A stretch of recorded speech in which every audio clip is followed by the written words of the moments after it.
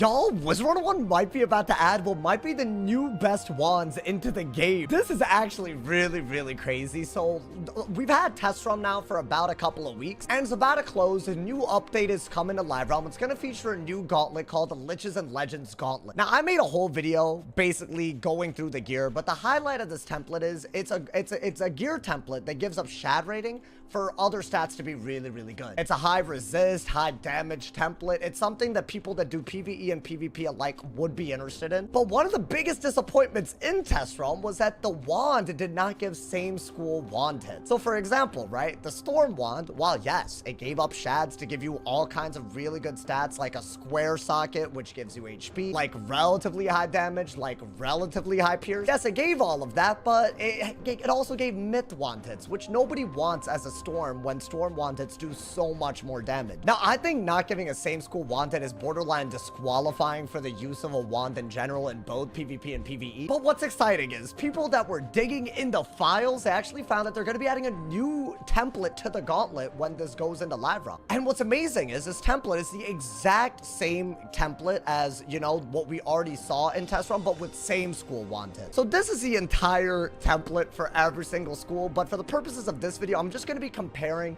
the fire wand, the new fire wand, to what we currently have in live realm. And there's a lot of reasons why I think this might be actually a contender for one of the best wands in the game, if not the best. The big key here is that square socket on this new template. Square sockets are used for HP, and in PvE, when you have things like, you know, quint damage pets, in order to really optimize your damage, what you're generally doing is giving up resist. And what's really nice about high damage wands that give square sockets is that one form of mitigation is resist, but another really important form for tanking anyways is HP. So compared to what I would argue is basically the best PvE wand that most people use, this new wand is giving up just a little bit of damage. We're looking at like 2 damage and 1 pierce, but in return you actually can get 450 extra HP on, like, for example, a fire.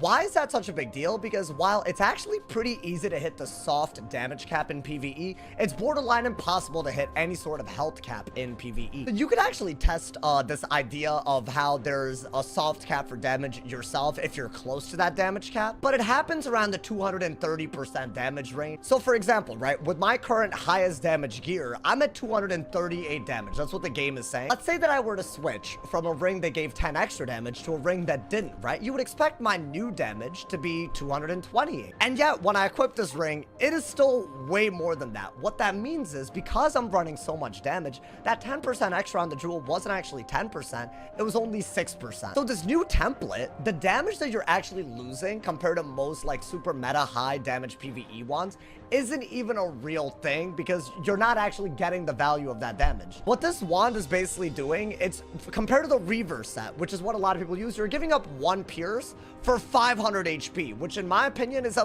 big deal in PvE. This is outside of like 160 raid gear that, you know, like you would have to farm very specifically for. This is basically the best wand that gives a square socket and high damage for your PvE set. Now let's talk PvP, right? What really sets this gear template apart from others is that it doesn't give shads. And right now in live realm, with shad, like shadow enhanced spells anyways, requiring 2 shadow pips, this is a big deal that you have shad rating. You can't really even consider this in live realm right now, but they're changing all of these to be 1 shadow pip, which means you have a lot more access to the utility of a shadow pip way earlier, even if you run lower shad rating. So let's say with the shadow enhanced spell change that we get to the point where it's so easy to get a shad that you don't need 4 pieces of gear that give shad rating. Well, before, the best way to run 3 pieces of gear that gave shad rating was by running the plot armor from the Forbidden Library Gauntlet. And this is the same template as the new Liches and Legends Gauntlet again, right? It is the same template, so you could run the robe from either.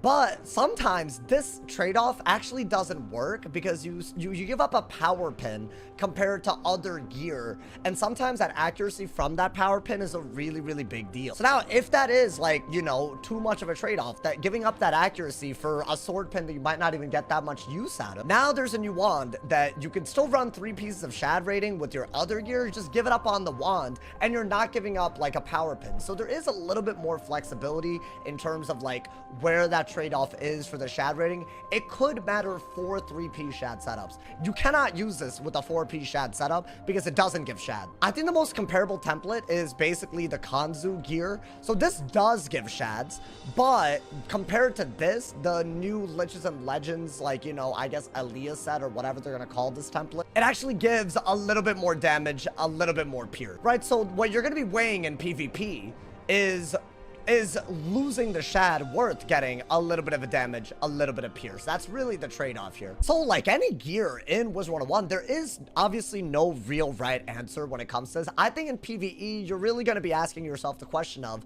is the health worth the damage, especially when you're hitting really, really close to the damage cap? In PvP, obviously, I think it's a lot harder to answer, right? On one hand, you have the Kanzu staff, which gives a square socket and shads, but gives less damage than the new Liches and Legends gear. But on the other hand, you also have shad wands that don't give a square socket at all, but actually give way more damage and pierce than this new template or the Kanzu staff template. But right now in Live Realm, especially when you're just comparing these two wands that you see right here, the question has always been, do you want a square socket with shads for less damage output or not? Now there's a new option, right? You can actually have the square socket, you can still have the damage output, you might just be giving up shads. I think that's the best way to look at it if you're wondering if this is the right wand for you in PvP. It totally depends on how the meta goes. I could totally see it being viable though. I am really happy that they're adding this set. I'm just gonna assume that there's gonna be a main set, like I guess the gear that we already saw that drops, and you can craft it 1-for-1 into the set that gives same school wanted. But this is yet another reason to actually farm the Liches and Legends gauntlet that we didn't have before. I guarantee there are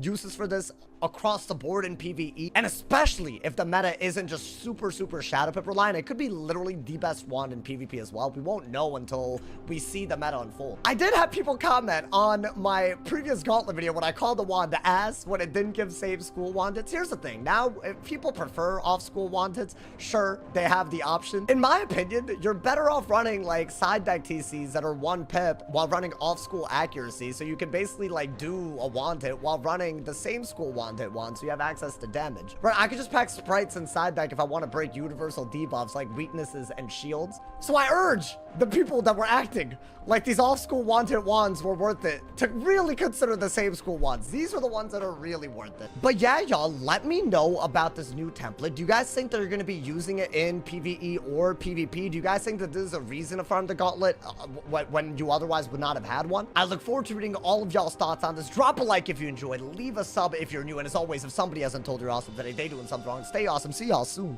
And yeah.